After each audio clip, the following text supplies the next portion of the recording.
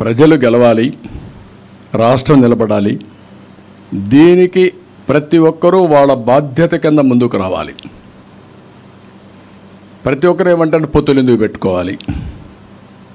Okay, 10 ఏళ్ళు కేంద్రంలో BJP ఉంది, రేపు కూడా మళ్ళీ బీజేపీని వస్తుందని అందరూ చెప్తున్నారు. సౌత్ ఇండియాలో తక్కువ, నార్త్ ఇండియాలో వస్తుందని. ఇప్పుడు జరిగిన డిస్ట్రక్షన్ మీరు చూసిన తర్వాత మళ్ళీ పునర్నిర్మాణం చేయాలంటే ఇప్పుడే 30 ఏళ్ళు వెనక్కి వెళ్ళిపోయాం. మళ్ళీ 30 ఏళ్ళు వెనక్కిపోయిన దాన్ని పికప్ చేయాలనుకుంటే కేంద్ర సహకారం అవసరం. నిధులు కానీ, పర్మిషన్లు కానీ, గ్రాంట్స్ కానీ, ప్రాజెక్ట్స్ కానీ, దేనికైనా వాళ్ళ క్లియరెన్సెస్ కానీ అన్నీ అవసరం. ఒకవేళ ఇక్కడ నేను గెలిచినా వాళ్ళ సహకారం లేకపోతే మనం పునర్నిర్మాణం చేయలేం.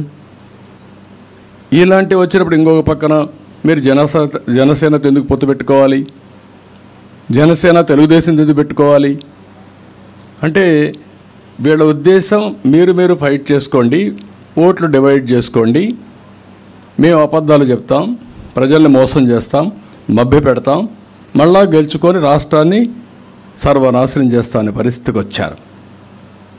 ఇంకొక పక్క సీట్లు అయిన తర్వాత తెలుగుదేశానికి మీకు ఎప్పుడూ లేనంత తక్కువ సీట్లు తీసుకున్నారు, ఎప్పుడు మీరు పోటీ చేయలేదు ఇన్ని తక్కువ సీట్లలో అని ఒక పక్క.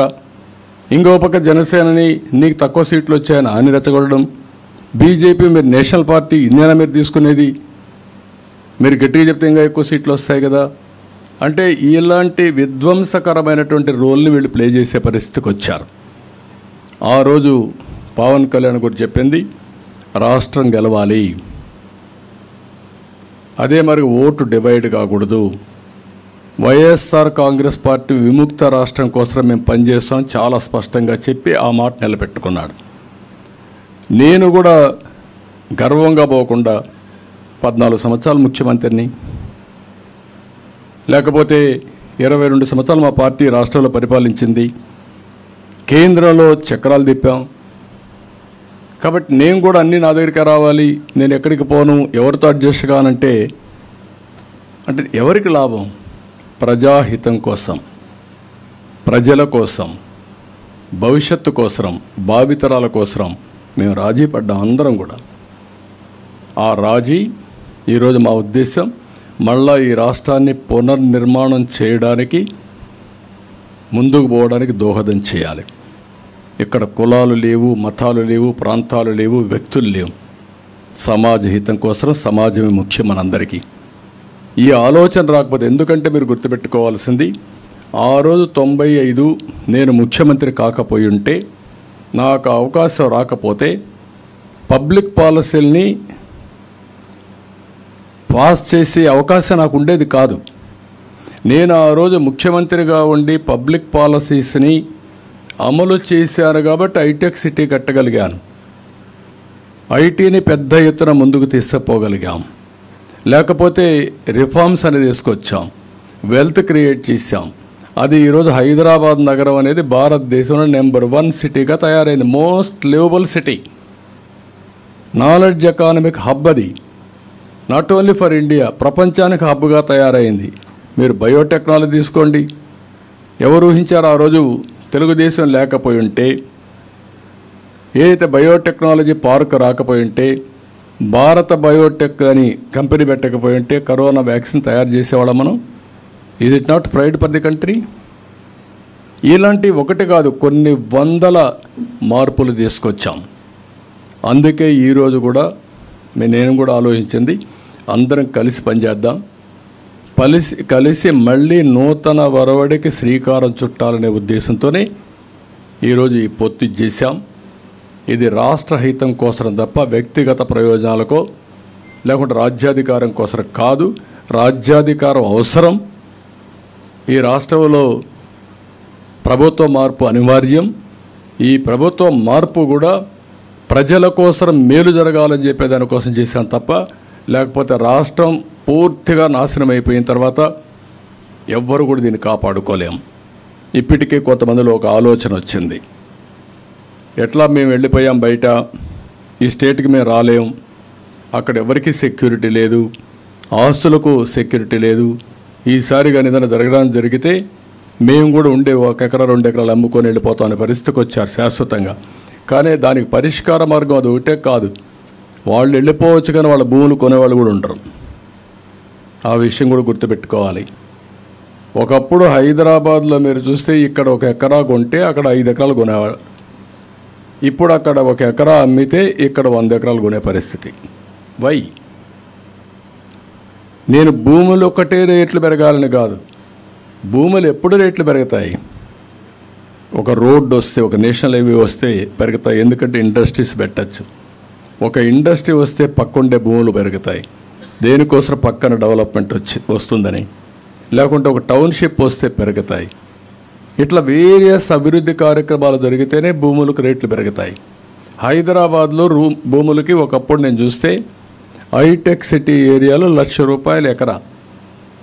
అలాంటి ₹1,00,000 ఎకరా ఒక 5-10 సంవత్సరాల్లో 50 కోట్లు అయింది. అంటే ఎన్ని రెట్లు పెరిగింది? 5,000 రెట్లు పెరిగింది. అది డెవలప్మెంట్. దానివల్ల రియల్ ఎస్టేట్ వచ్చింది, కంపెనీలు వచ్చాయి, పర్చేసింగ్ కెపాసిటీ పెరిగింది, వ్యాపారాలు పెరిగాయి, ఇన్నోవేషన్ వచ్చింది, స్టార్టప్లు వచ్చాయి. ఆ ఎకో సిస్టమ్ వచ్చి ముందుకు పోయే పరిస్థితికి వచ్చారు.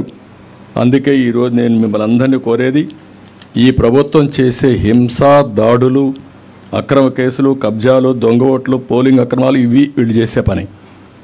దీనికి అందరూ భయపడిపోయి ఇంట్లో ఉంటే పిల్లలకు చెప్తున్నా, ముఖ్యంగా యూత్కి చెప్తున్నా, మీ భవిష్యత్తు అంధకారం కాకుండా ఉండాలంటే రోడ్డు ఎక్కాలి. మీరు ఈ 30 రోజులు 40 రోజులు నా కోసరం కాదు, మీ భవిష్యత్తు కోసం మీరు పనిచేసే పరిస్థితి రావాలి.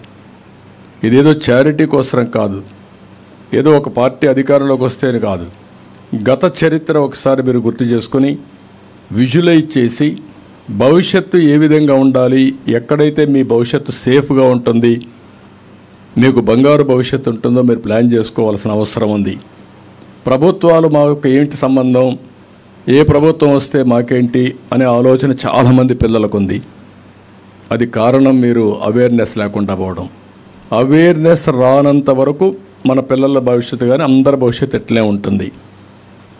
ఎప్పుడు కూడా వెల్త్ క్రియేట్ చేయడం కానీ, ఎంప్లాయ్మెంట్ జనరేట్ చేయడం కానీ, సుపరిపాలన ఇవ్వడం కానీ, సమాజంలో మీరు గుర్తుపెట్టుకోవాల్సింది ఒక సుస్థిరత ఇవ్వడం.